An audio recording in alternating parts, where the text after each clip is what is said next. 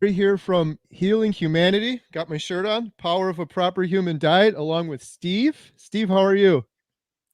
I'm doing great. How about yourself?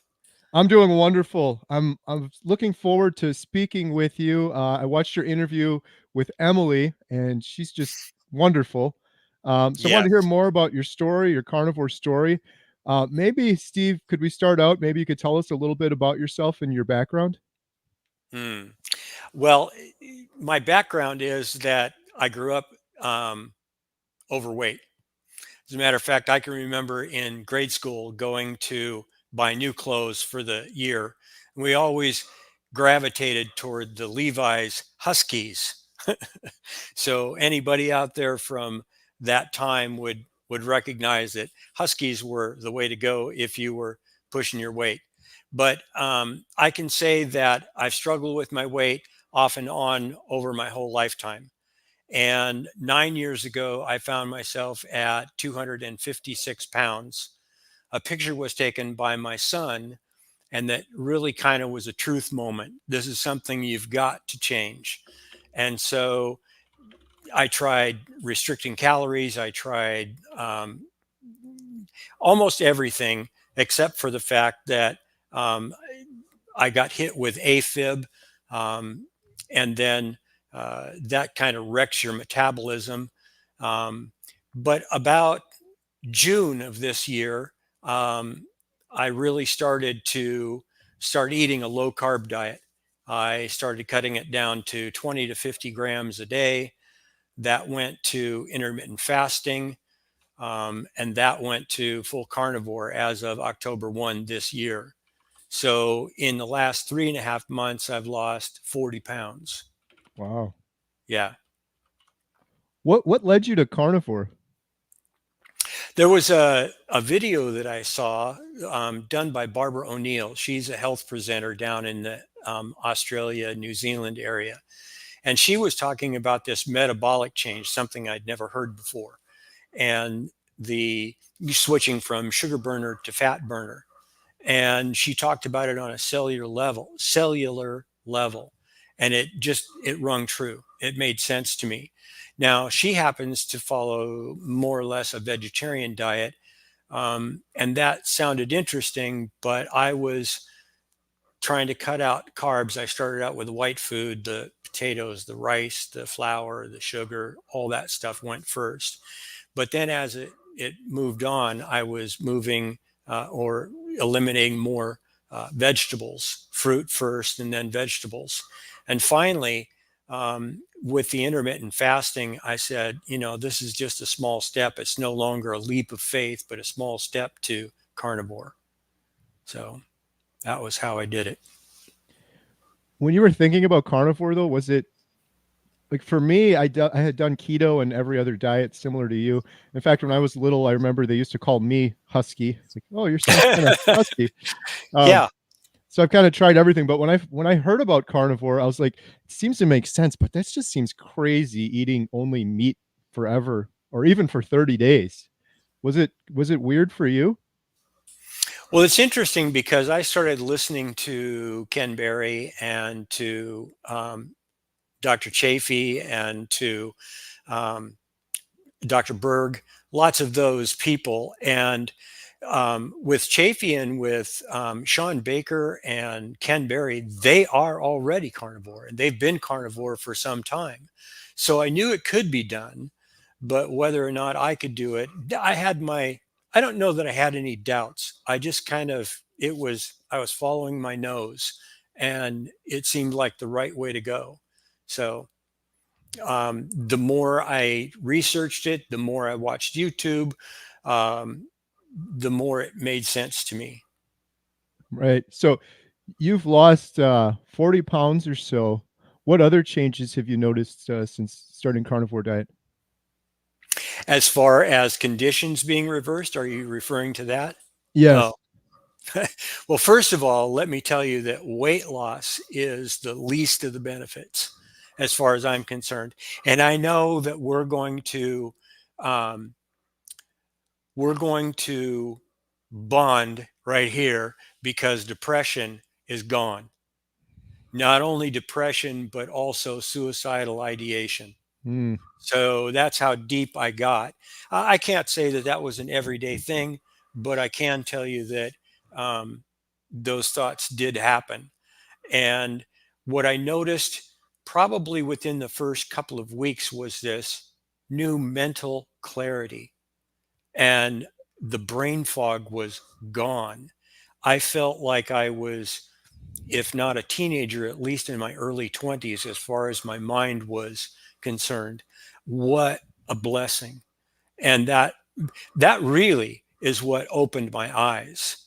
And then there were numbers of other conditions that also um, came to pass. Like I was pre-diabetic and am no longer pre-diabetic. My blood sugar is in a normal range. I was obese and now I'm overweight. But I'm weighing in at 183 this morning, so I'm fairly confident that I'm okay.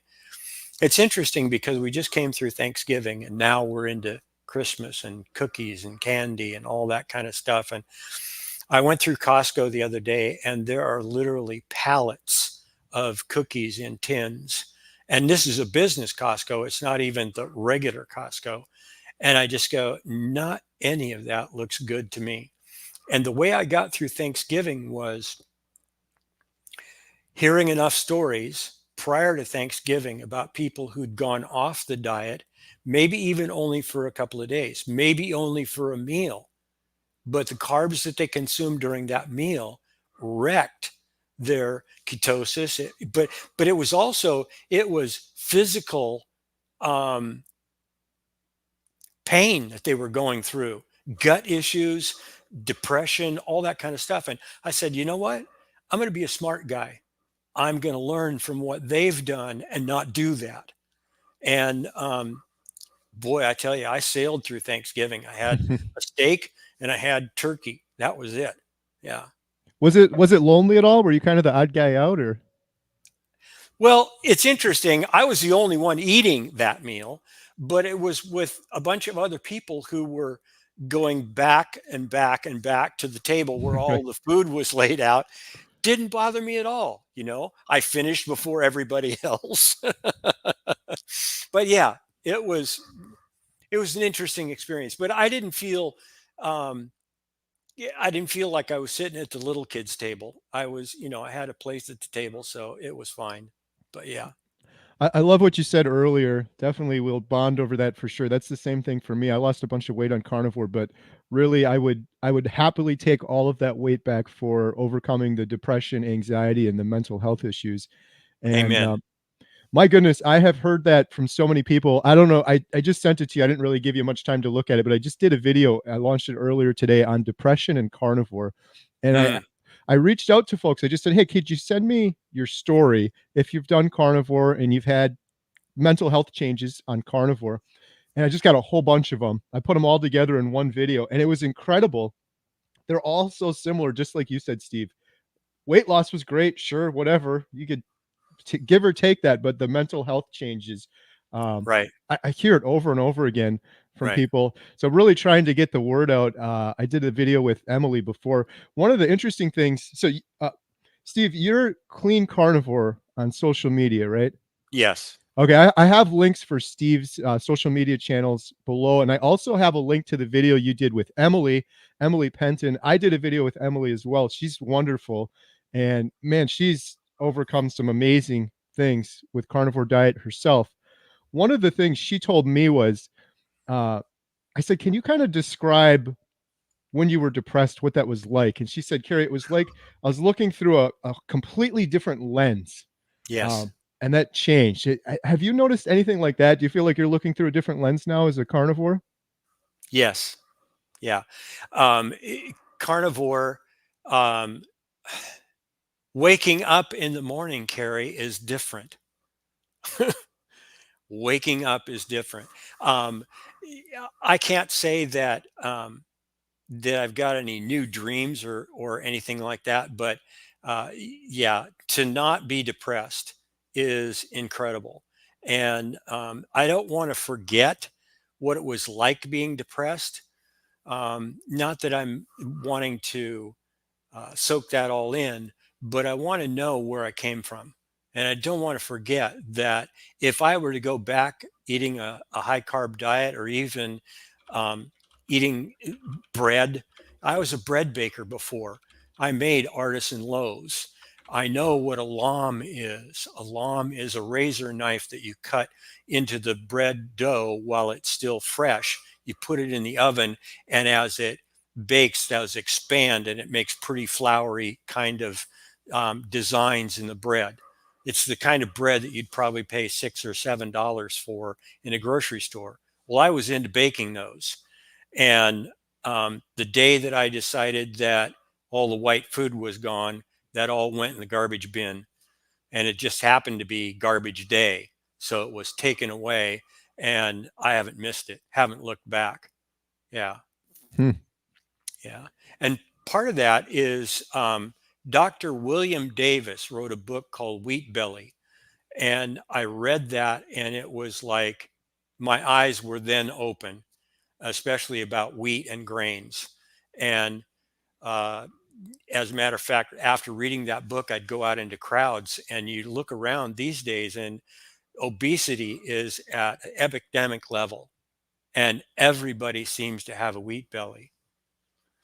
Now, it's interesting because I want to, it's amazing that today is the day that it is. It's a Tuesday, it's December 19th, and it just so happens that I had a meeting with my cardiologist today. And it was kind of a big surprise to him about carnivore. And he liked my labs. The labs all looked good, but he said, I'm going to have to do more studying on this carnivore diet. So I don't know about in your neck of the woods, but we have a thing called My Chart, and it Hmm. gives you the ability to discuss things with the physician. And so I sent him a message, and the message was um, Dr. Chafee, Ken Berry, and somebody else. But anyway, I sent him 3 or 4 doctors, and I said, not only am I following these doctors on YouTube, but the interesting thing about these doctors is they're physicians, but they're also actually doing the diet themselves and have for multiple years. So yeah, That's really great that he's open minded. I was scared you were just going to say he just shut you down immediately. I, no, I have a cardiologist appointment too. Actually, I had one a couple days ago, and I went in and they said that they tried to reschedule it, but they couldn't get a hold of me. So I'm really looking forward to getting in to mine as well. I had a low ejection fraction and congestive heart failure and an irregular heartbeat. And as amazing as it sounds, my irregular heartbeat is normal again, and I'm not fatigued or tired. I used to stand up and get tired, so I'm really anxious to get in there and get some tests done and see what they have to say. But it'll have to wait a little bit longer. I think I'm going in a couple of weeks. So so you know that in the carnivore community, um, people kind of have a different opinion of the medical field. And not always do we run into physicians who are in the know, and rarely about nutrition. And a physician has 2 ways to make money. Either he gives you a pill, or he does a procedure. So giving you free nutritional advice doesn't necessarily build his bank account. So I had AFib, which is an irregular heartbeat, and my ejection factor. They did a um, they they put a camera down through my heart, and I forget the name, but anyway, I was down to 10% heart function, wow, and the cardiologist said most people don't survive that. And my heart at that point was enlarged, and now it's back to regular normal size, and my ejection rate is somewhere between 55 and 65, which is normal. that's So incredible, yeah, now not all of that is from carnivore, but certainly I don't believe the carnivores hurt that at all. right? you know Carnivore, I say it all the time, carnivore is not a diet, it's a curative lifestyle. Right.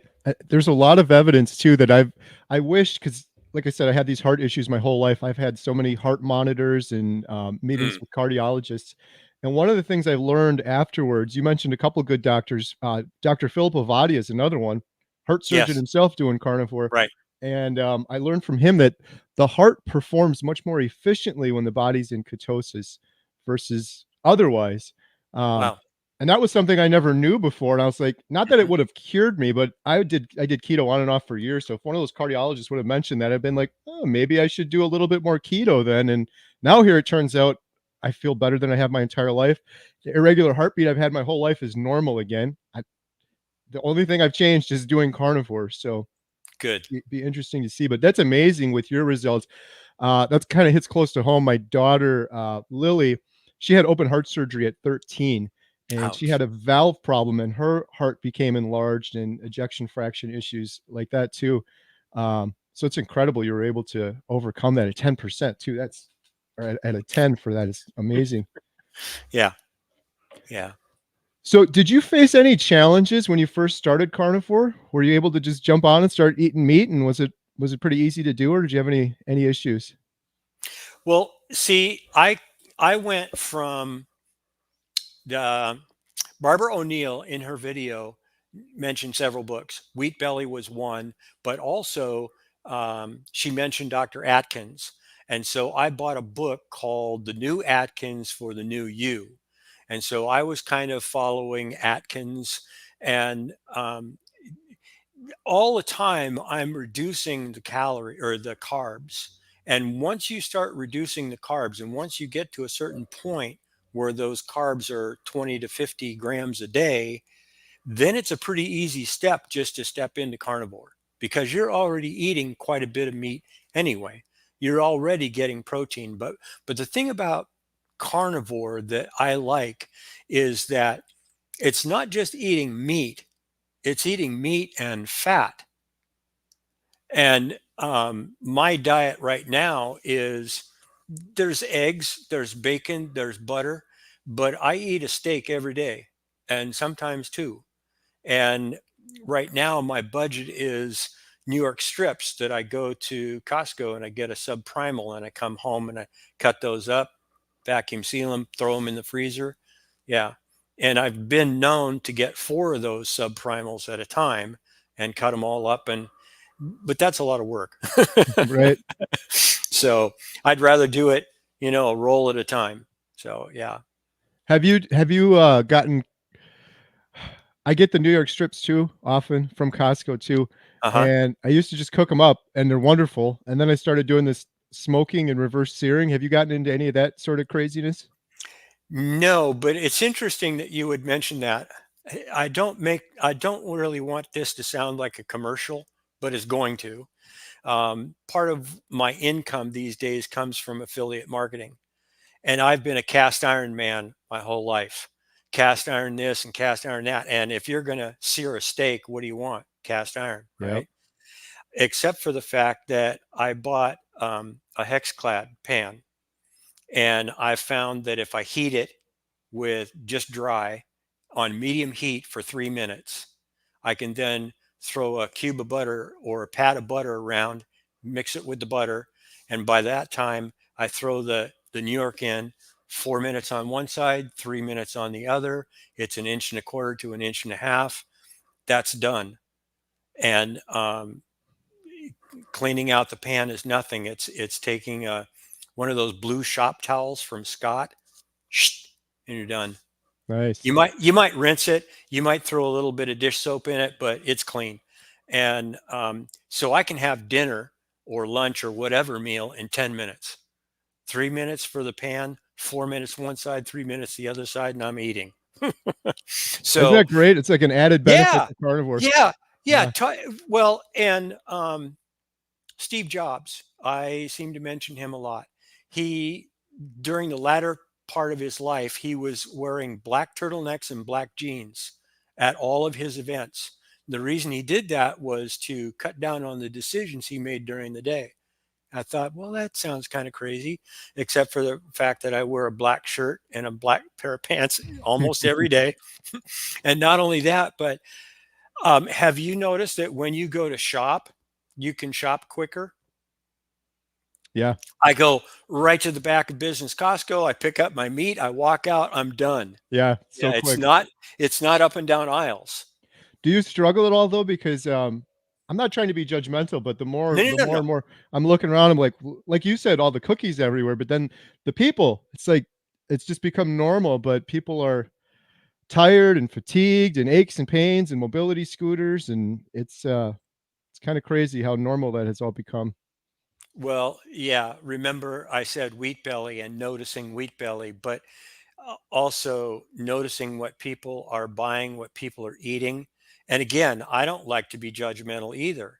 And certainly, I ate that way for 74 years. I'm 75, by the way, now. Wow, you look Yeah, great. thank you. I feel great. But anyway, what I was going to say is that um, my cardiologist, I took a different look at him today, and I mentioned wheat belly.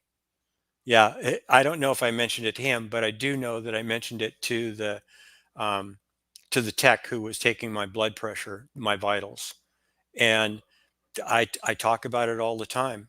So, as a matter of fact, I went in for labs on Monday, and I started talking to the lady who was doing my check-in to the lab, and I just started talking about carnivore, and I actually mentioned that the two of us were going to be on a live stream at 4 o'clock today, and she says, "Well, I'm off work, so I'll watch it."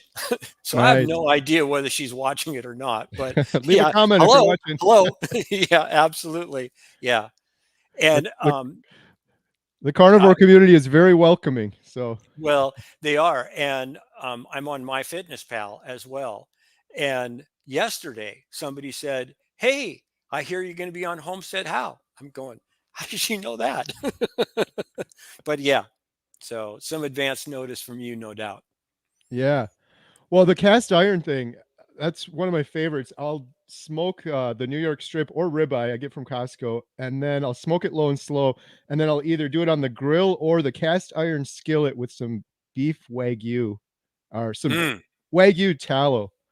Um, mm. it's so good, but I hate telling people it because like you were saying, it's so quick and easy, and now I'm complicating things more. And then I watched Dr. Chafee, and he's doing like aging the steaks in the refrigerator first. I'm like, I don't, I know if I'm gonna do that, I'm gonna every time I want a steak now, it's gonna be this whole procedure and process. But Well, it's interesting because I bought a roll of New York strips on Monday, and I was looking at two, and I picked one over the other. I picked the cheaper cut. N- Normally, that's opposite of what I would do. I buy more meat, spend more money, buy more meat, have more to eat.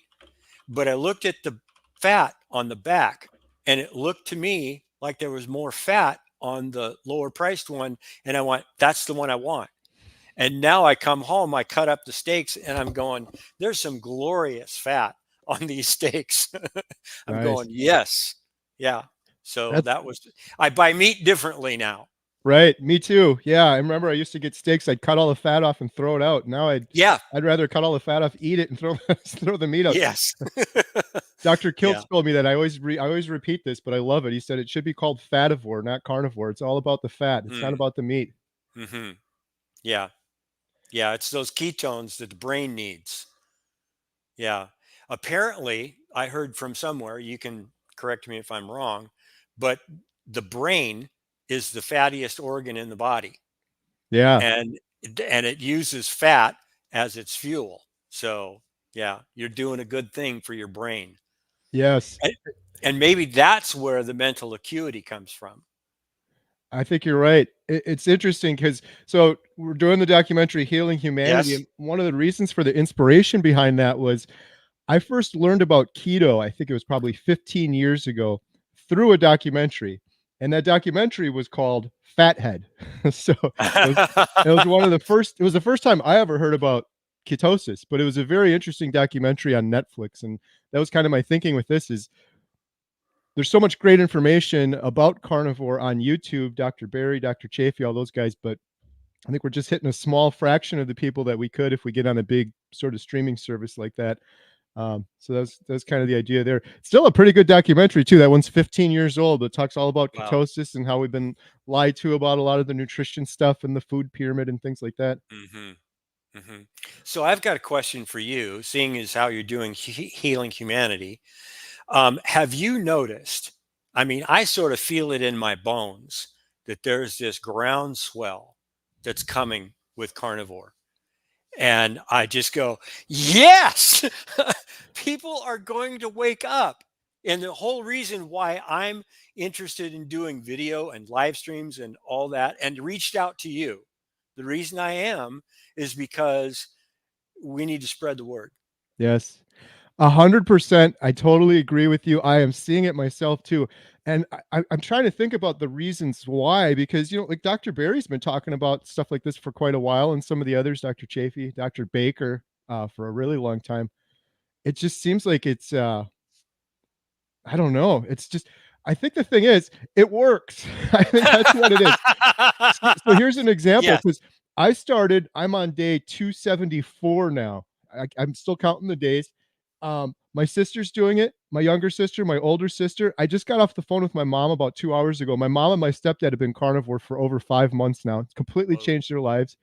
Um, Probably like 10 people. Like I did it and then 10 people. And now my mom does it and she's preaching it to other people. So now she's got her own little sphere. It's kind of like a good pyramid scheme or something like that. It's like Yes. it just keeps spreading and spreading and spreading. Right. But the thing that I have realized about carnivore and why it seems to work so well for everyone is because I just believe it's the natural way humans were intended to eat.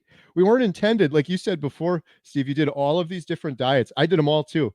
I Mm. did keto, I did counting calories, I did OMAD, 2MAD, Mediterranean diet. I tried everything. And you're sitting there counting calories and carbs, and it's like, it's so unnatural. Now I just eat until I'm full and I don't think about it and I'm done and I get all the nutrients I need. It's Mhm. it's it's so simple. So yeah, I have that. It's so interesting you said that because I've had that same feeling too. It feels like it's just about to just blow up because Mhm. more and more people are doing it. Maybe I'm noticing it more too because I never stop talking about it. But my wife and I and the girls, we own our small town single screen movie theater, and we've owned it for a year now.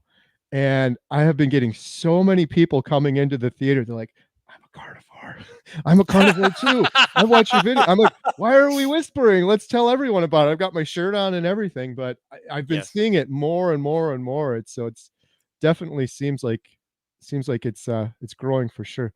It seems like it's needed. That's part of the reason we named it Healing Humanity. I think that's the reason. Not just nutrition, but it seems like the further and further humans get away from what is natural for humans, we get sicker and sicker. Heart disease, diabetes, cancer rates, Mhm. all these things are going through the roof despite all this advice we're getting on what we should be eating and all the technology and medical improvements. And yet, heart disease is still the number one killer. And billions spent on cancer, and they're not even making a dent in it. So it's like, we're not treating the root cause of the problem. And the crazy thing is, kind of like you, Steve, you get this clarity afterwards that I never had before. But I don't know if it's like this for you, but for me now, and I'm not trying to be like arrogant about it, but it's just like, duh, this is just like common sense stuff. We are not treating the root cause of the problem.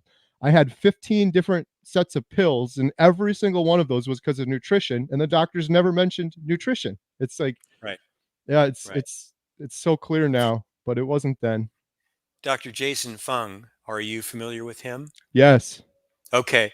So one of the things that grabbed me on one of his videos was he was saying that he was treating diabetes and he was prescribing insulin, and his patients would come back to him and say, "Hey, you told me I need to diet and lose weight. Now you give me this insulin and you raise my insulin and all I do is gain weight. What's the deal?"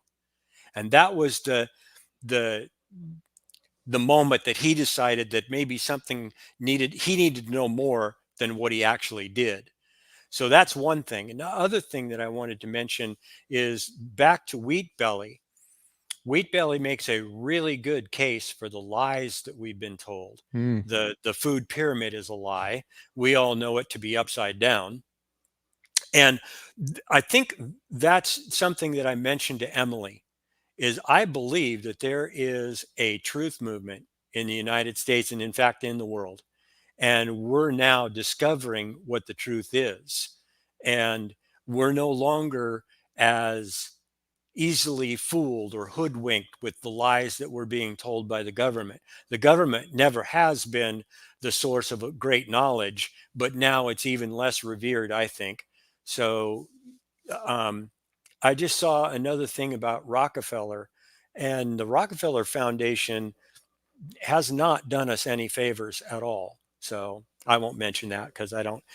It doesn't come clear to me what he was talking, what they were talking about. But yeah, they haven't done us any favors at all. So Right. Yeah. No, I totally agree with you too. And there seems to be a big well, as there should be. People just want the truth. It's like just share the truth. yes, That's kind of the sad thing with some other things. Like I keep getting told by so many people that have been doing carnivore. I get so many comments from people saying, "You would have just done the same thing had you eaten plants." And I tried doing that and it wasn't the same thing. I still had the depression, I still had anxiety, I still had problems sleeping and things like that. So it's yeah, yeah, there's always some sort of bias, but yeah, that's the cool thing. And you mentioned this earlier that I really like was with a lot of these good doctors like Dr. Barry, Dr. Chafee, they're practicing what they're preaching. yes, Yeah, yes, and it's like, yes, what are their motives to be a YouTube star? Like Dr. Philip Ovadia, that man could just be doing heart surgery and be making an incredible living instead of going on YouTube and sharing the truths about carnivore diet. right. So I always like to look at what are the motives behind things, and I've been fortunate to talk to a lot of these guys, and there's some really good people just trying to get the word out and share the truth. So Yeah, and this is a discussion that I had with Emily too. I go, I'm going to write a book, and as a matter of fact, that's how I met Emily. Is I put a Facebook post up that said, "Hey, I'm going to do a book, and tell me your tips and tricks and your success stories, not necessarily about weight loss, but indeed, what are some of the conditions that got reversed?" And that's how I met Emily. And as you know, if you listen to the interview, I had no idea who she was. And she has an incredible story. yes, And so I was just absolutely blown away. And now I call her a friend. So yeah, we've had a great relationship ever since our meeting. So yeah. she's And amazing. yes, and so consequently, that's what it is too, is getting the truth out. And and as you know, when you were eating a high carb diet, you had no idea what hunger was. You would get a sensation that said you needed to eat, but different than hunger, Right, because the dopamine center that's in your head says, okay, well, you need more glucose. And so drugs. drugs, exactly. Oh, I'm big these days on sugar, and in all of its forms, whether it's coming from complex carbohydrates or whatever. Yeah, sugar is nasty. It is indeed a drug as destructive as cocaine and heroin. And the nastiest part of it is the fact that it's normalized. Yes. You know, eating cookies, eating candy, eating muffins, eating donuts, all that. Well, what's wrong with that? And then if you were to go further along those lines and say, well, you really shouldn't be eating that. I mean, not that I would ever say that, but you know that you'd get backlash. Mhm. You know that you'd get whiplash, actually. Yeah. And so, Have you how do you wake them up? yeah, I'm hoping that well, I wish it was now, but I don't think it's gonna be, but I'm hoping in, like, 20 years or something, we look back and we're like, "What the heck were we doing with sugar?" I totally agree with you. I believe it's an addictive drug. I believe it's worse than some of the hard drugs out there. It's Hmm. completely normalized. There's this great book, I don't know, Steve, if you've seen this one, it's called Sugar Blues. The author's name is Duffy. It's, Mm, it says almost exactly what you just said. It says sugar is an addictive drug. It's more addictive than cocaine or nicotine, and it's more destructive. And it's consumed at some insane rate of like 150 pounds per person per year, something like that. I might be misquoting that last part, but that book was written in the 1970s. wow. And it's like, And look where sugar consumption has gone from the 1970s. yes. It's gone through the roof. And the thing that's so crazy with it is it just gets a complete pass. Like you talk to people about Right. carnivore and they're like, "Oh, you're going to have a heart attack." While they're eating sugar and everything. That was the other thing Dr. Ovadia told me that I requoted all the time, but it was from a study and he said, "Carrie, if you have poor metabolic health, you're 6 times more likely to suffer from heart disease than if you have elevated cholesterol numbers." 6 times Mm, more likely. And mm. everyone out there has poor metabolic health, except you and me and Emily and the other carnivores. But before Yeah. carnivore, I had horrible metabolic health. But yeah, nobody's worried about that. And to your point earlier, that's the truth. That's the science. Hmm. That's the facts. But it gets a complete pass. And the thing that's so bad with that is it's everywhere. It's literally everywhere. I was trying to look this up before, Steve. I'm like, sugar has to be the biggest industry. And when you Google it, Google says technology, I guess everyone has a phone is the biggest industry or oil is the biggest industry. But as a conglomerate, I really believe sugar is probably the biggest industry. You go in the grocery store, like Walmart grocery store, I think there's almost 50,000 products. Almost every single one of them has sugar in it. It's just Right. if you take it as a whole from all those different Right. companies, it's like the biggest industry ever and everyone is eating it and everyone's addicted to it. And the fact that we get children addicted from a young age is just, I'm hopeful that we'll look back 20 years from now and be like, what were we doing getting kids hooked on that from such a young age and then rewarding them? And it's just everywhere too. Birthday party, birthday cake. It's go to grandma's house, have some cookies. Halloween, every single, event is around sugar and junk food. While I was still in my keto stage, I can remember I used to think that I ate clean. And by clean, I mean whole food. And so very little processed food. But I was in a farmer's market sometime probably around September, August, September, somewhere around there. And there was this woman with a stroller with a baby in it. And there was an older couple that was fawning over the baby. And the mother was so proud because she said that her child had just had their first, I can't remember whether it was ice cream cone or something. It was a candy treat. Mm, And I just went, oh my goodness. Yeah. And I actually, while I couldn't say anything, I just had to hold on to my tongue. But I was moved by that mom and wished that I could have shared something with her, but you know, you can't.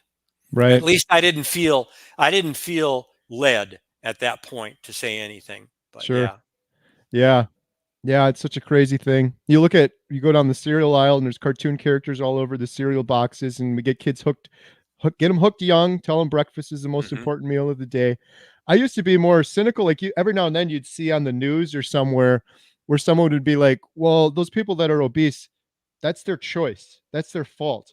Now, Mm, I do believe we have choices as humans, but we don't have a choice as a young kid like that to, oh, here's their first ice cream. And then they're addicted to what I consider a drug. And then they're taking it their entire life.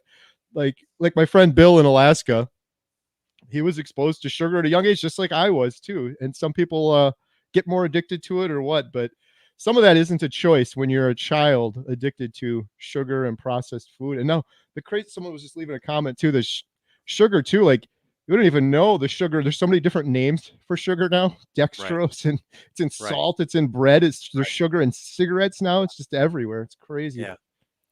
So going back to Wheat Belly was a huge revelation for me. When I read about the food pyramid, all of my guilt for all of the diets that I'd ever been on went away because I was a rule follower. I was eating healthy whole grains, fruits, and vegetables, and yet I looked like, the Pillsbury Doughboy. And I'm going, what's this?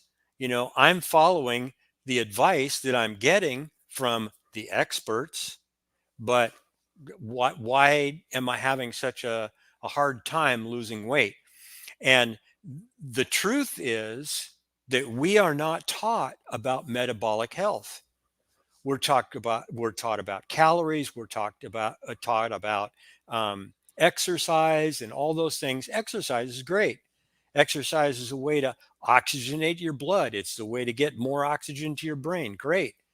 But we need to know about metabolic health first.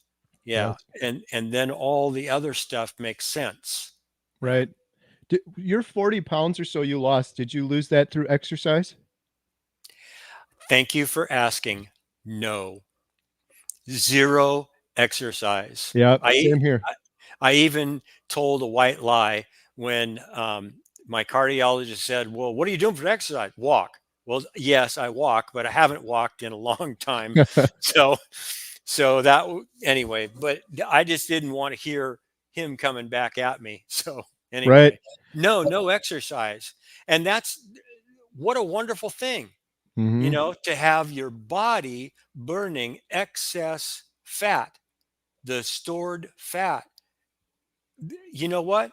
That's an endless source Yes. when we're 40 pounds more, So yeah, That was it only the same story for me, and that was something that I was told my whole life too when I was overweight. Well, go exercise, go get a gym membership. right, I didn't lose a pound exercising, and that was the thing too when I was overweight and depressed and anxious.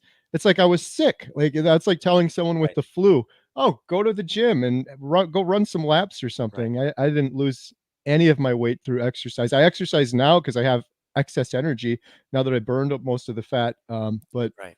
nothing leading up to that. You're right. We need to learn about metabolic health. We need to learn about things like that too. Yeah, because that just sets. I hate that. I did a video on that earlier, and it just sets people up for failure. If you're way overweight and you think the only way you're going to lose weight is exercising, and you're out there trying to exercise, I see that a lot too. Where I'll see someone overweight and they're jogging or they're running. I'm like, well, that's good for them, but then I kind of feel bad at the same time because I know they're probably just going and putting that horrible food back in. It's like it's be so much easier if you just ate the right nutrition. You wouldn't need to be doing this. To say nothing of the fact that I understand the motivation behind being overweight, um, and exercising, but I also remember that I was doing that maybe 2 years ago, and I had to stop because my knees started to go out. And I went to a doctor about my knees, and he said, "Well, what are you doing for it?" And I said, "Well, I quit running." And he said, "Well, that's a good thing." But, you know, i- you have to wait until you've lost some weight before you can do those things. And what I can say is that I keep finding things that are being reversed. And one of the last things was the inflammation in my hip Mm, and being able to walk without pain. But the latest one is gum disease. yes, I used to have bleeding gums. I don't have bleeding gums anymore. And yes. another one that just came probably a month or so ago was I don't have toenail fungus anymore. Wow. Yeah. I go, and it drove me nuts because it reminded me of my mom who had a much more severe case. And she didn't know how to do it either, but also was obese. Right. And the reason she was obese is because of her diet. Yeah, what she was eating. The You almost have to keep a list. I'm doing an interview with my friend Adam from Carnivore today tomorrow. He's interviewing me on his channel, and he said, "Send me the list of the things that have improved." And I was like, "I wish I would have kept writing these down because you keep and more happen." The gum inflammation you mentioned, I noticed that one too. I think 2 or 3 months into Carnivore, I went for a dental cleaning, and the dental the hygienist said, "What are you doing?" I'm like, what do you mean?" She's like, "Your gums, they're like fine." And she said, "When you have inflammation in your body, you get bloody gums. You see it in your mouth first." Oh, I was like, "I never knew that. That's really interesting." It was really kind of a cool conversation. I went on and told her about carnivore, and she knew about carnivore, and she was like 80% carnivore or something. I'm like, mm, to your point earlier, it's spreading. People just don't talk about it. I was like, "There's yeah, another one." So that was kind of yeah, cool, but that's really good when your gums stop bleeding. It's a good sign that the rest of your body is no longer inflamed either, which is a huge issue for so many people. We talked about metabolic health. So many people should be worried about inflammation as well, and they're not. That was one of the right, biggest things I've learned on this carnivore journey in the documentary. With I had Professor Seafried on, and most cancers, like my whole life, when I heard about cancer, I always thought it was a fluke or it was genetic. I'm like, what's the Right. cause? I've lost loved ones Right. to it. And from what I've learned from Professor Seafried, it's damage to the mitochondria, most often from chronic inflammation. You can get that from smoking a lot of cigarettes, but for most people, the chronic inflammation is from eating sugar and seed oils and processed foods they're not supposed to eat. Right. You do it for years and years and decades, that's chronic inflammation. You end up with cancer, and that's the reason why. In many, or not most cases, it's not a fluke or genetic, like most people are unfortunately told. Well, one of the things about the gum disease that really bothered me for a long time, especially fighting for 15 years with my AFib, was knowing that the gum disease is a contributing factor for heart failure because it's inflammation again. Ah, yep, Yeah. And I didn't understand that connection as well as I do now. And I go, oh, okay, well, that makes sense now. So, right. yeah, no gum disease. That's amazing. I can just see inflammation in other people now in old pictures. So I've been doing YouTube for so long. I'll sometimes I'll see an old YouTube video. I was like, boy, was I inflamed right there. And if you could see it on the outside of your body, you can rest assured the inside's got Oh, inflammation yeah. too. Like you said, your heart, your organs, things like that. So, Yeah. Well, it's interesting because um, they had me check in 2 days before for my appointment today online. And so I did. And I come in and I'm checking in with the receptionist, and she hands me this clipboard with a couple of papers, forms that I'm supposed to fill out. Well, there just so happens that there's a big white space at the end of one of those pages.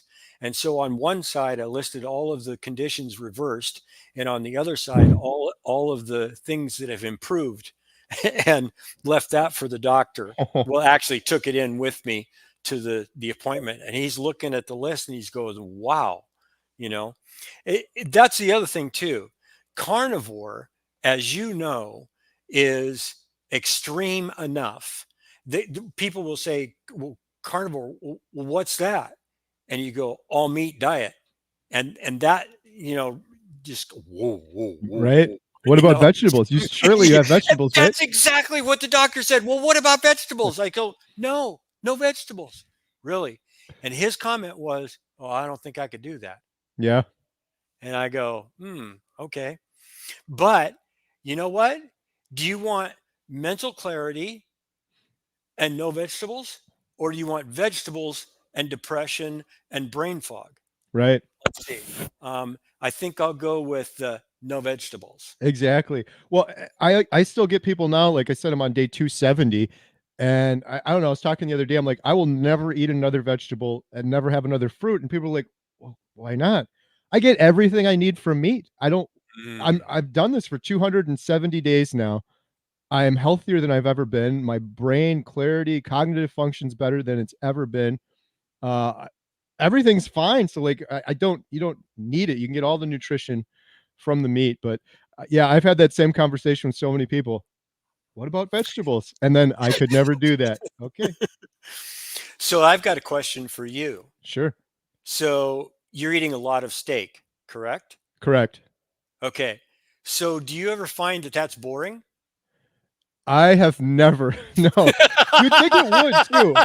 I feel like Yes. when I say that, like people think I'm exaggerating. I honestly I do this thing where I put my hands in the air when I eat the first bite, and I still do it. I get so excited. Like it's I kind of feel weird too because I feel like on carnivore I no longer have addictions. But then on the flip Right. side, I'm a little addicted to a really good ribeye or a steak. I get so excited for it. I really I don't get sick of it. I haven't. I'm waiting for that day. But I've talked to I asked that very question to Dr. Chafee. I think he swore. I think he said I think he's like shaking his head. No, why would I? It's like the best food out there. But no, I really I haven't.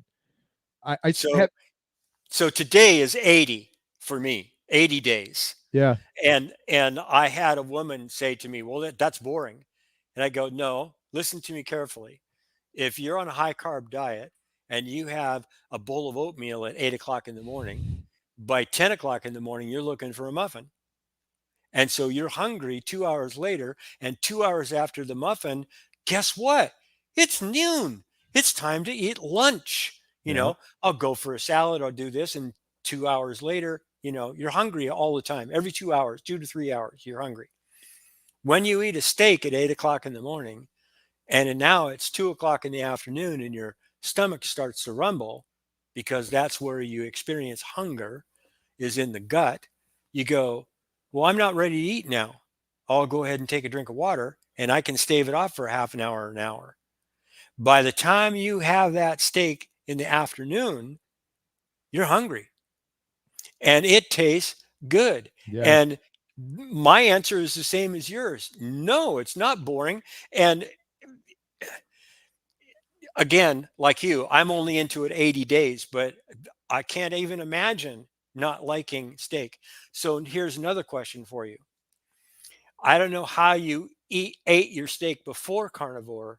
How do you eat your steak now? What would you call it? Rare, medium rare? Um, Obviously not well done. yeah, much more rare. I used to do more medium, and then sometimes I'd overcook the medium. Now it's gradually, I think, over the 270 plus days, gotten a little bit more rare. And then similar to you, I'm seeking out the fat more and more and more, fattiest cuts I can find, and focusing on eating most of the fat. So Well, do you remember when we were instructed by moms, well, don't eat that. But something else, I think I learned this from Dr. Barry, and that is, especially with the New York strip, not only do you get fat, but there's every now and then there's a little gristle in there or some kind of connective tissue. Well, it's real difficult to chew that, but you mash it up a little bit and you can swallow it whole. And you go, well, why would you want to do that? Collagen. yes. Collagen. Yeah. And so I can remember going to a restaurant and ordering a blue steak, and blue spelled like blue cheese, the French way, EU. Okay. And it came out cold in the middle. Well, it just so happens that blue steak is not cold in the middle. It happens to be 110 degrees is blue steak, and it comes out looking rare. But talk about tender. Mm. Oh my goodness. You got my And mouth watering.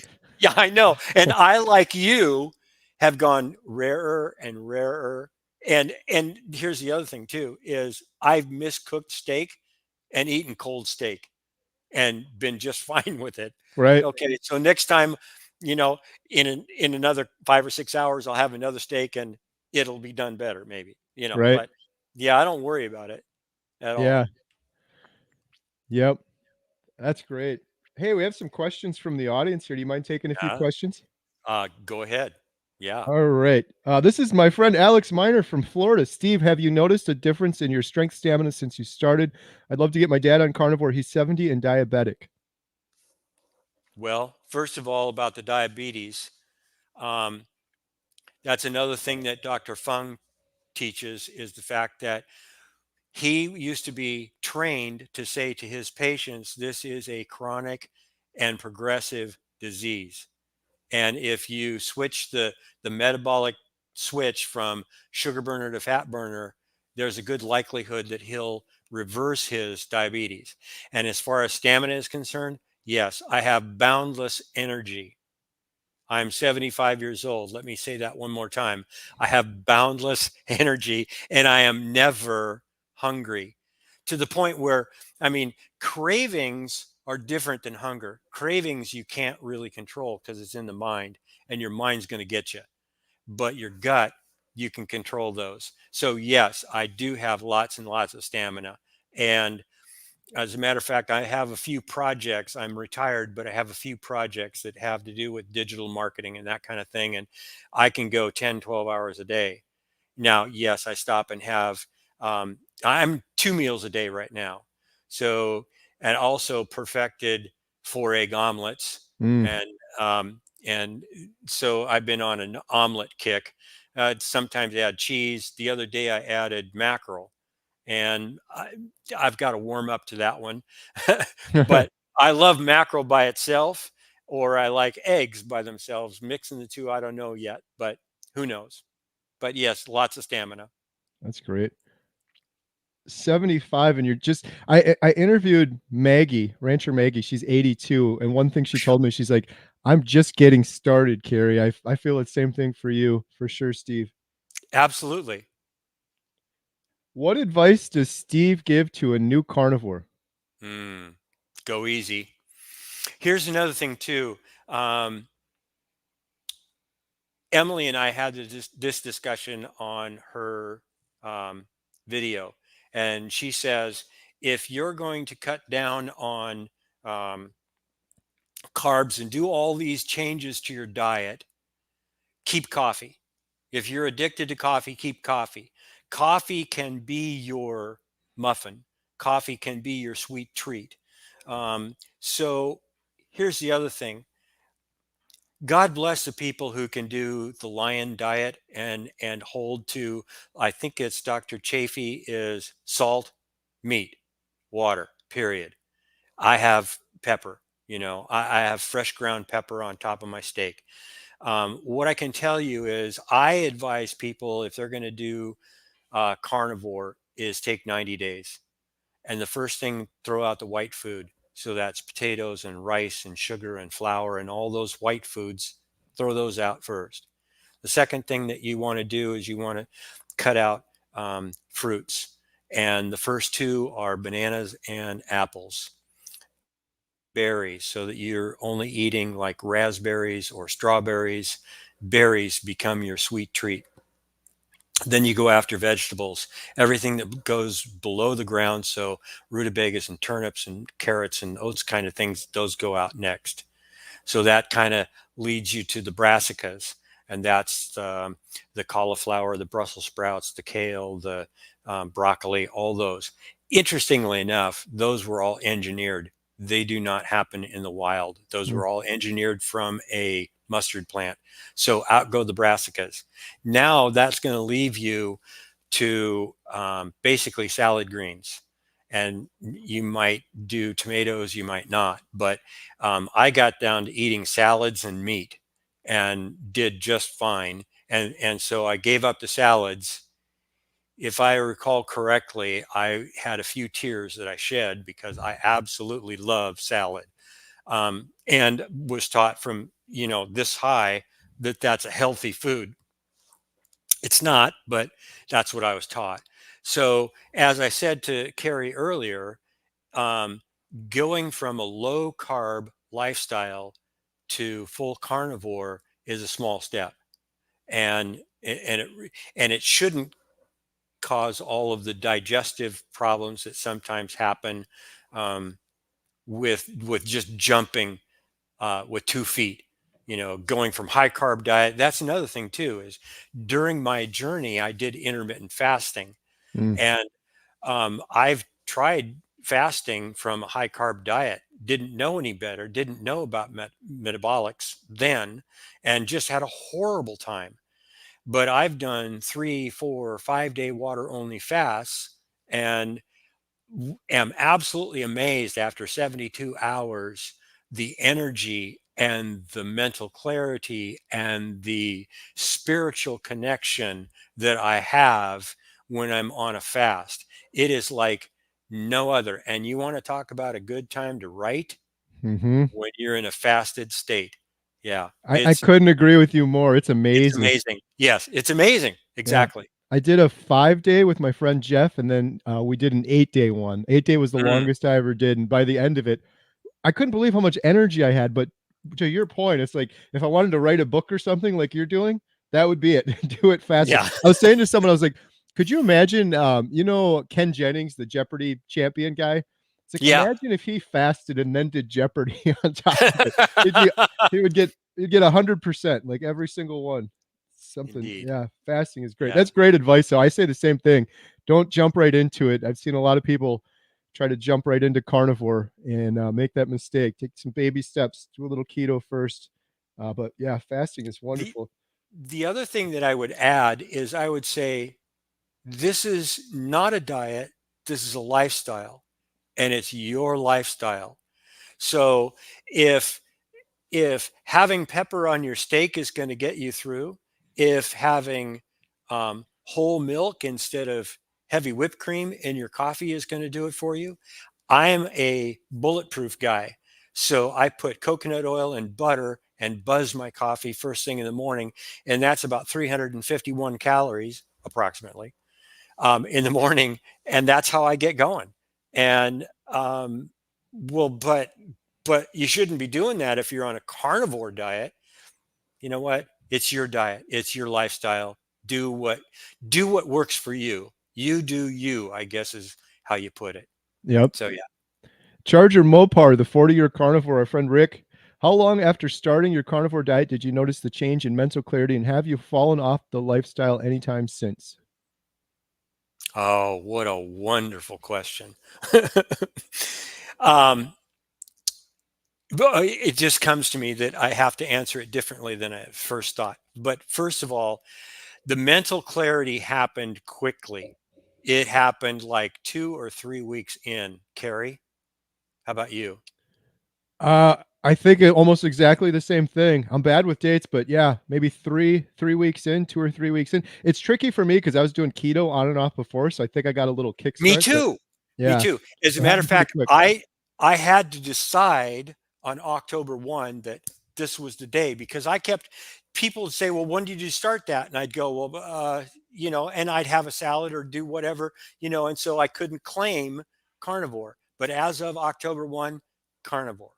But now you say, "And have you fallen off?" Well, in the summer before doing carnivore, I put up 2 half gallons of dill pickles. And I don't know if you've ever done any fermenting, but if you put in the time to do fermenting, it's not like you can just let those, they're your babies. You can't just let those go. So every now and then I'll have a quarter or an eighth of a dill pickle. And I haven't gotten into the second half gallon. And I gave most of the first half gallon away at Thanksgiving. I took a bunch of pickles out of the half-gallon jar, cut them all up, and served them as relish for Thanksgiving. So I'd say I probably had 3 pickles total um, since I started carnivore, and I don't really count that as falling off. I've never eaten enough carbs, or I've never eaten anything that has caused me um, any complications, I guess is what I'm trying to say. Yeah. Nice. Yeah. Yeah, the mental clarity thing too, for me, it seemed to even get better and better. Like I knew I've said this before, but just real quick, I knew I had brain fog before. I got through the brain fog maybe 3 weeks after starting carnivore, but then it got even better. Someone said this, I always repeat it, but you don't know you're in the fog until you get out of the fog. So it was deep. I lived with it for so long that I didn't know the extent of my brain fog until it was gone. I'm like, wow, this is what normal's like. This is pretty awesome. I want to stay this way. So um, Right. I haven't fallen off in 274 days. I am very strict on carnivore. I did keto on and off, and I used to do cheat days, and every time I felt miserable. The only thing closest to falling off would be my wife and family and I. We went on our first family vacation. Mhm. We went on a cruise, and I was completely strict carnivore. You couldn't have made better carnivore decisions. I had bacon and eggs and steak. I had nothing else. But the seed oils or whatever they were preparing that stuff in, despite my best attempts to avoid it, got me. And aches and pains and inflammation all came back so quick. But I'm happy it happened because now I know even more. Like I'm not even gonna. I got to be so like going out to eat. Even I don't. I like to cook at home. I like can make steak pretty darn good at home, better than going out to eat. It's less expensive, but I don't even want to do that anymore. Just I'm so scared of coming in contact with those seed oils. So um, Right. Right.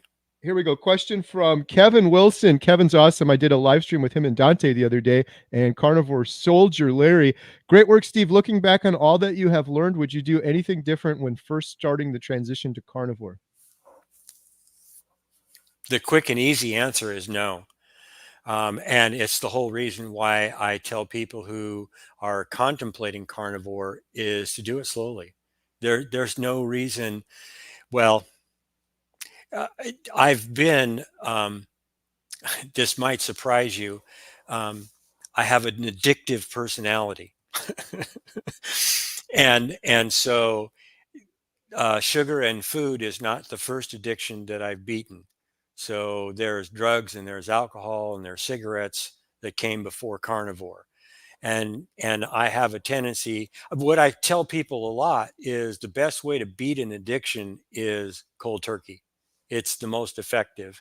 But as far as your addiction to sugar, I really think that weaning is a much better strategy, and reducing the carbs over like I say, a 90-day period. What if you rush it and do it in 30 days? Fine. You know, listen to your body. Listen to what your body tells you. If your body says, "Hey, I can't handle this," then slow down. Yeah. So, Good stuff. Hey, shout out Carnivore Soldier became a YouTube member. Really appreciate that. Any funds we get from membership goes 100% to the Healing Humanity movie. And Carnivore Soldier Larry is really awesome. I suggest everyone check out his channel. I mentioned earlier to Steve, I did a video today on depression, and a bunch of folks sent in their testimonials, just 2-minute clips. And Carnivore Soldier has interviewed several soldiers with PTSD and depression, and he's really helping a lot of people and doing some really good work over on his channel. So he also gave me some really good advice and guidance on how to get my dogs on carnivore, which I've been teetering around with. And as of yesterday, my daughter Emma and I, we prepped up a whole bunch of carnivore dog food for the next couple of weeks. So shout out Larry. He's a really cool, really good guy, and he's got a great YouTube channel for sure. so I have a shout out for Larry too. Right here, Larry. Oh, nice. Yeah. That's a Vietnam ribbon because I was there. Amazing. Yeah. Yeah. So I have a heart for veterans too. And it just absolutely moves me that there are so many veteran suicides every single day. So, yeah, I'm, It's a huge thing. it Larry's is. mission is if we could just reach one, if we could just reach one person, all of this work is worth it. I totally agree with that I sentiment do for too. sure. Yeah. So yeah, everyone support Larry and check out his channel. He's done some great interviews with people and just amazing. Uh, a couple of the veterans that Larry has interviewed that are carnivores that have completely reversed their PTSD and depression are Hmm. in the video that I did earlier. And it's just amazing when you see these. That's the whole reason we're doing this documentary, is because I don't believe I can say, Steve, you should do carnivore. It worked for me.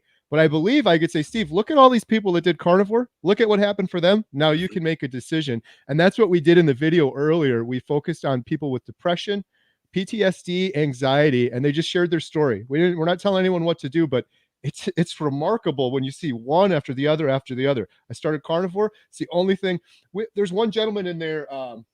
Man, I could go on forever about this, but the carnivore cure, Todd Bachnis, 30 years he suffered from depression and anxiety, 3 suicide attempts, 30 years, completely reversed on carnivore. He was on these people are like, I tried this antidepressant, I tried this one. Myself personally, I was on antidepressants, SSRIs for 10 years.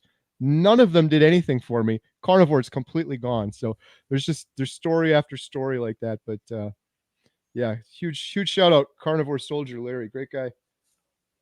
Let's see. Absolutely. Got a couple other questions here. Cyber Goose, I think you touched on this one a little bit, but did you ever do any fasting? Oh, yes. Yeah. And I highly recommend it. Um, what I've been told, one of my heroes is a Dr. Mindy Pelz, and she talks an awful lot about intermittent fasting, mostly for women, but men as well. And uh, she also has a video on carnivore, and she's the one who actually got me interested in intermittent fasting. And she puts out a sheet that tells you what your body is going through in, I think, 3 or 4 hour blocks. So at 24 hours, at 36 hours, at 72 hours, and it's just phenomenal. And one of the things that I enjoy about fasting the most is autophagy, knowing that you're sweeping out all of the dead and damaged cells of your body, you're taking the garbage out. And you know, I used to think that you would fast maybe um, once every couple of months, but I know people that fast, week in, week out, 3 days a week. And that isn't something that I would necessarily be interested in. But I've also heard that the carnivore diet, and especially if you're doing 2 meals a day or 1 meal a day, you are mimicking a fast Mm. by the lifestyle that you're doing, and I adhere more to that now. But yeah, fasting. I have a completely different view of fasting after I've fasted this year. So yeah. Yeah, likewise. Chris Palmer has that book. Oh, I forget the name of it now. I think Brain Energy, but it talks about um, when you recycle your mitochondria, there's a big connection there with depression, anxiety, and mental health. So fasting for that reason too is probably why carnivore is so effective for depression. But then you add fasting on top of it, and then like we mentioned earlier with the cancer stuff, it's chronic inflammation leads to mitochondrial damage. All of that gets repaired when you're fasting, even if it's just intermittent fasting. So yeah, One of the I'm a big things that fan. one of the things that I like to bring up about cancer is that you know how they find cancer? When they, yeah, sugar, glucose. Yeah, it's Yeah, crazy. but what they do is they use uranium, so it's nuclear sugar.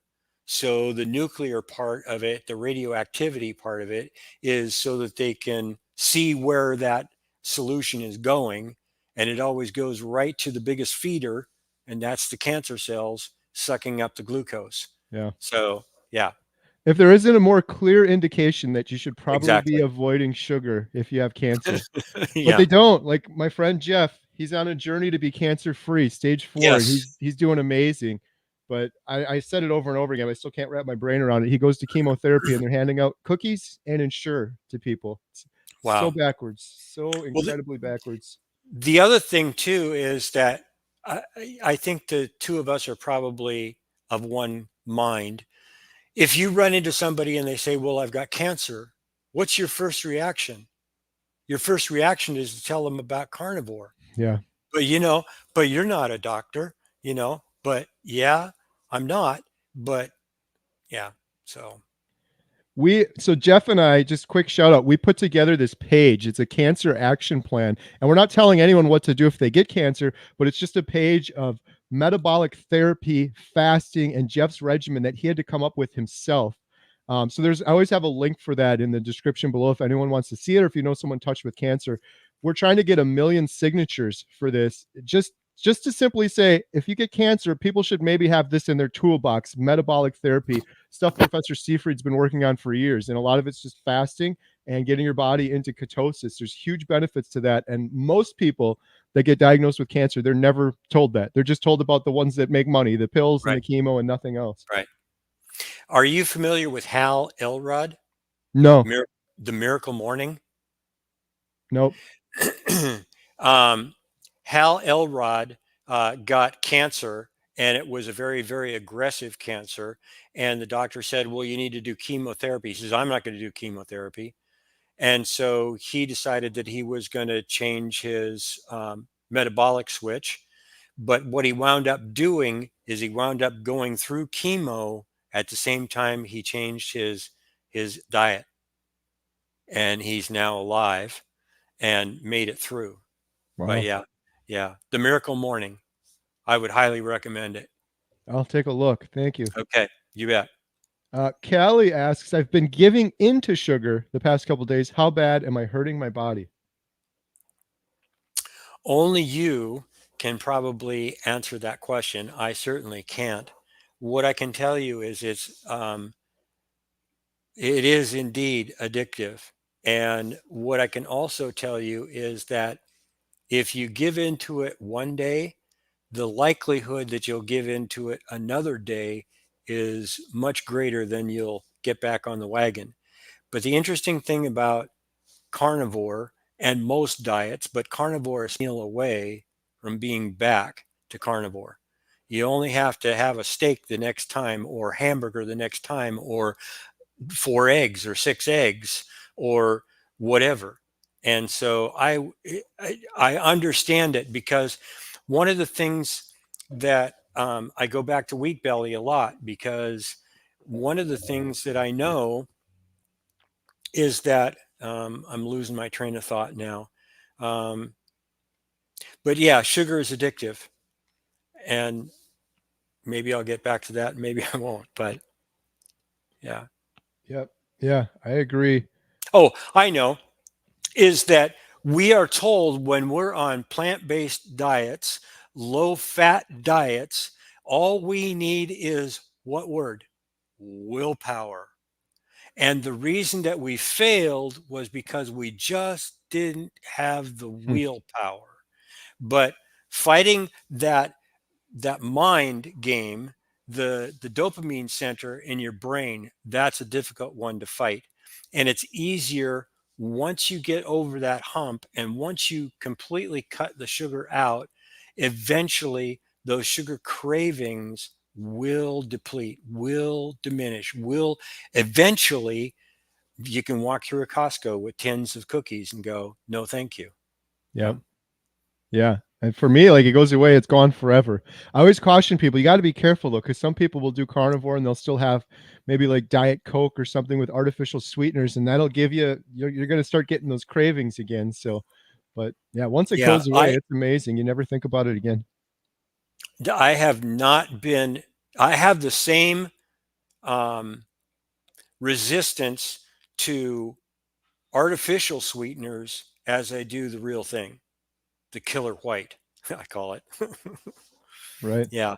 Yeah. I don't want anything that even approximates sweet. Yeah. I guess this isn't a question, but pretty cool. 55. This is Toontown Girl, 55-year-old female, 120 days on carnivore, lost 45 pounds. Feel like I'm 25 years old again. Brain fog gone. Body inflammation pretty much gone. Energy is incredible. Mental clarity. Good job. Congratulations. Yay. You are the captain of your own ship. Took in control. That's awesome. Absolutely. Night Toad. Congratulations, by the way. That's something to celebrate. I would Yes. dance in the streets. Yep. Should be very proud of yourself. A lot of people Yes. aren't brave enough to make that change, and you did it. So Night Toad said, any tips to get past the keto flu stage? I find myself falling back into bad habits when I get to that stage because I feel so rough. Hmm. I, do, I don't really have a lot of recommendations here because I never got keto flu. But what I can tell you is that's the reason that I say do it slowly. And um, the more you gradually take those carbs out of your diet, the less likely you are to suffer from keto flu. And I never actually had keto flu, so I can't speak to that. Yep. Carrie? I totally agree with Steve. I didn't have keto flu. My daughter Emma didn't get it either. My wife Jen did, and she didn't take Steve's advice. She jumped into the deep end, and she got it really bad, and it can be rough. My daughter Emma too. She drank a lot of water. You seemed to process a lot of water during that stage, and had electrolytes during that stage. So that could maybe help as well. But um, yeah, I agree with Steve on that one. Carnivore Soldier Larry, I had to go cold turkey my food addiction. I could not reduce because of cravings. I knew I could not handle moderating my diet. I don't know if that was a Amen. question. Yeah, I agree. Amen. Yeah, if you've got the mental um, fortitude and um, the guts to do it, yeah, go for it. Yeah, and understand that you may it's worth the pain. It's worth the pain to get to the other side. It's worth the pain to be on carnivore. It's worth the pain to get rid of the depression, to get rid of the brain fog, to get rid of the inflammation, to get rid of the diabetes, to get rid of the obesity, to get rid of all that stuff. It's worth the pain. Right. Yeah, I think I heard Dr. Barry say once, like some people have a carb dial and some people can handle a little bit. And I'm like, mine's just a switch. I'm kind of like Larry Carnivore Soldier. I can't have any little bit of anything. I just can't moderate at all for sure. Well, and Larry, I can also say that, yeah, I can't moderate either. Now that I'm full carnivore, there's no moderation. There's not, well, I could have a little bit of honey in my tea. No. Right. Less grumpy old Ben. Carrie, my 10-year-old beagle, has just had bladder stones removed. He has to go full carnivore when he comes out of the vets in a couple days. Any advice? Wow. That's on you, not Yeah. me. I have no, Steve? I don't have an animal that Well, needs carnivore. my dogs have been kind of carnivore for a while, and they're fully carnivore now, thanks to Carnivore Soldier Larry's advice. I'm starting them, but I'm easing them into it. So over the next 2 weeks, I'm gonna do half carnivore and half what they've been used to be eating. That's some advice I've researched online and some other friends have told me about. So I don't know exactly the situation with your beagle, but if possible, this is kind of Steve's advice earlier too, like ease into things. That's what I would do if that's a possibility for your dog, because it can be daunting going full on. And then do your research. There's a lot of good articles out there. Shout out Carnivore Soldier Larry again. He did a whole video on making uh, raw food for your dogs. And there's formulas for how heavy your dog is. And like Larry had some good advice about like warming the meat up for them when they're first starting, getting them used to it, things like that. So yeah, I would do your research before jumping into it. Maybe someone in the comments has some better ideas. I'm frankly not an expert on this. I'm new to it myself. My dogs are just starting to go full carnivore, so I got a video we're going to put out. We'll do some updates in the future. So, and then we got a question from Rick or a comment. 72 years and on carnivore since May. I'm retired, but I work two part-time jobs because I can. and I have never and I have never felt better. Michigan neighbor here, Carrie. That's awesome, Rick. Congratulations. Rick, I could list the things that I'm doing. It's not physical labor, but it's interesting because I had a hacked LinkedIn account that I got back after 10 years of having somebody else control it. And and I was able to keep all of the contacts that I had from 10 years ago. And now I'm putting new information on it. And it's interesting because I don't know that I give my age, but I tell them that I have that I'm a CEO of my own LLC, and I'm getting constant offers to, and some of it is really good money. And I'm going, hey, I'm 75 years old, and you want me to come be your CEO? Anyway, I, there isn't anything that I'm interested working for somebody else. So, but yeah, Right? good Yeah, for it's a you, Rick. yeah, good job, Rick. That's awesome. And then Larry said, "Hooah, brother! I came too late for Vietnam. Enlisted in 1984. Carnivore soldier." Mm, thank you for your service. Yeah, heartfelt. Thank you for your service. Absolutely. Um. Oh, we got Bill Knott. Hey, Bill. Just gotta say hi to Bill. Bill's in the comments. Bill's my buddy from Alaska. Awesome. I think we got through all the questions, Steve. Um, Man, this has been great. Wow, we're already at an hour and 20 minutes. I know. I see that. Yeah. Shout out to Steve for sure. I have all of your links in the description below. Do you want to mention anything else or shout out anything you're working on? I know you mentioned the book and Well, I just, my website is cativa.com. And what I've decided to do is to serve the carnivore community with education, but also have included tools, because one of the ways that I support my channel, aside from making videos, is affiliate marketing. So I've got several products that I think are specifically designed for the carnivore community, and those are available on cativa.com. So, yeah, that's great. And I have a link for Cativa in the description as well as thank you. yep, Steve's YouTube and Facebook and everything else is down there. So this has been great, Steve. I know this sounds like middle school, but you got a new friend here. Carnivores are always friends. So I hope we can I hope we can stay in touch and talk some more. And maybe you I'm know sure we will. one thing I've been thinking about doing, I'll just plant this little seed here. I don't have anything officially booked yet, but I was going to talk to Emily as well. Like I said, I just did this big video on depression and carnivore, and I think it's one of the most important things we can get out there. There's so many hopeless people in the world. The work Larry's doing at Carnivore Soldier is amazing, but maybe doing a live stream for mental health and carnivore. So I don't know if that's something you'd want to be involved in, but I was thinking maybe having a bunch of different guests on including Emily, because her story, like we said earlier, she's just got an incredible story, and she's just love talking with her. So I'll plant that little seed, and I'll follow up with you on that one and see maybe we can get something going there. Here's the thing I would tell you. I'm working on a bad habit that I have called interrupting. And I wanted to interrupt you through that whole thing and go, I'm in. Okay, So, nice. so yeah, there's no seed. Hey, I'm already watering that plant.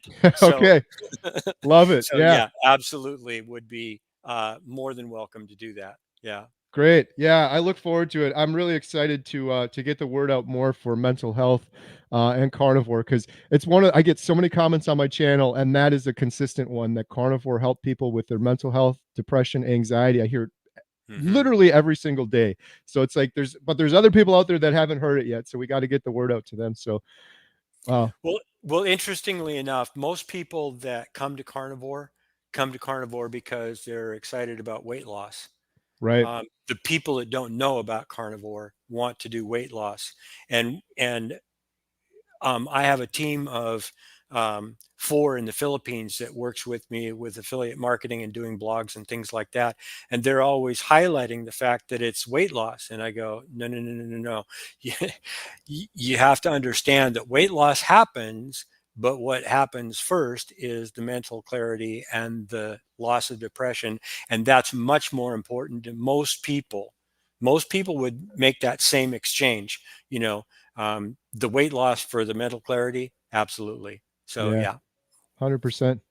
Awesome. Well, thank you so much, Steve. I really appreciate your thank time. It's you. been a lot of fun.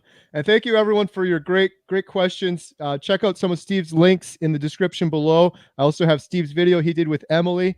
And then when you're done with that, check out Carnivore Soldier Larry. He's doing some great work over there. And it looks like Bill has his big video coming out tomorrow. So check out Bill's channel too. So thank you, everyone. Have a good night. Bye.